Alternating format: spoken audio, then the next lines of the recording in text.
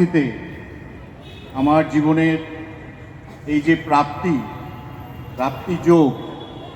যোগ আমরা মাতৃজঠরে যখন থাকি তখন থেকেই করছি।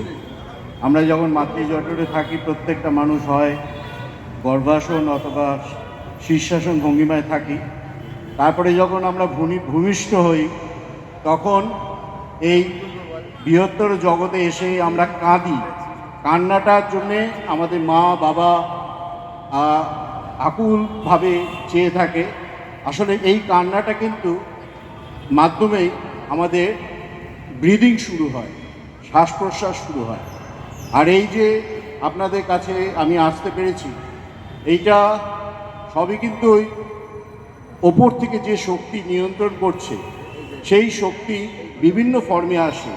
আমরা যখন যোগ অভ্যাস করি, প্রাণায়াম করি, মুদ্রা করি, সব কিন্তু সেই শক্তি, সেই প্রাণিক এনার্জি, সেই ভাইটাল এনার্জি, সেই কসমিক এনার্জি সব কিছু আহরণের মাধ্যমে আমরা সেই শক্তি আহরণ করি এবং বিভিন্ন ফর্মে এই যোগ আমরা অভ্যেস করি।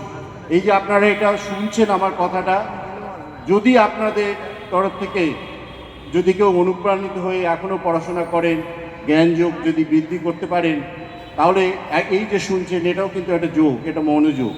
এই যে বিশিষ্ট মানুষরা এখানে বসে আছে, এটাও কিন্তু একটা যোগের একটা অঙ্গ।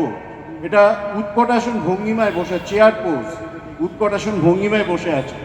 আর এই যে আমরা কাজ করে, এই যে সেবাব্রতবাবু, এই যে সচ্চিদানন্দবাবু, প্লাস ওনার যে সমস্ত সহযোগিনীরা চেষ্টা করে যাচ্ছেন এই প্রতিষ্ঠানটিকে বিরাট আকার ধারণ করানোর জন্য।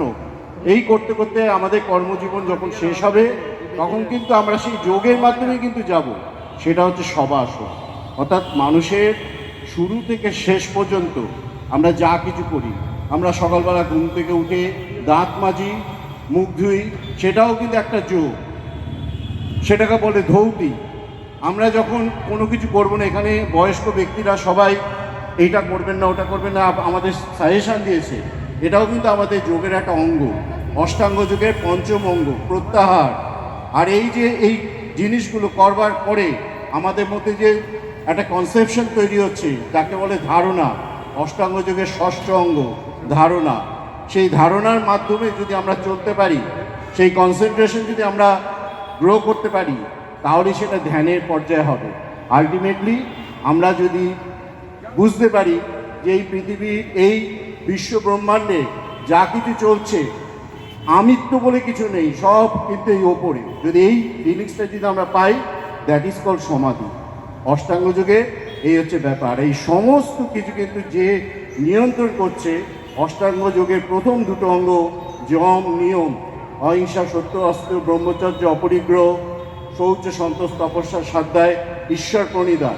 এই 10টা প্রসেসের মাধ্যমে আমাদের, বিশেষ করে পশ্চিমবঙ্গের মানুষ একটা সময় ক্রিয়াযোগ বলে একটা ব্যাপার ছিল, সেই ক্রিয়াযোগের কিন্তু অঙ্গের সাথে জড়িত।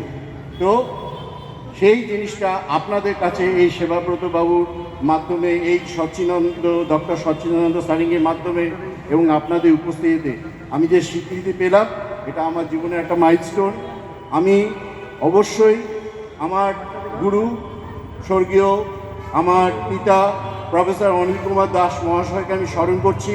উনি যাদবপুর ইউনিভার্সিটির প্রফেসর ছিলেন। যাদবপুর ইউনিভার্সিটি স্পোর্টস বোর্ডটা উনার হাতেই বানানো ছিল। আমার এখানে এই গড়িয়াবাসীদের কাছে বলার ব্যাপার আছে, কারণ আমার 2 কাকা, বাবা ছিলেন বড় কাকা এই গড়িয়া অ্যান্ড্রিউস কলেজের প্রিন্সিপাল ছিলেন, এসকেডি বলে পরিচিত। সুনীল কুমার দাস বহু বছর প্রিন্সিপাল ছিলেন। আর আমার কাকা ছিলেন ডাক্তার, ডক্টর DK দাস।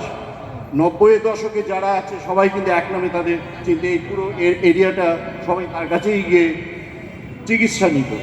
আমি যোগের মাধ্যমে চিকিৎসা জগতে আছি।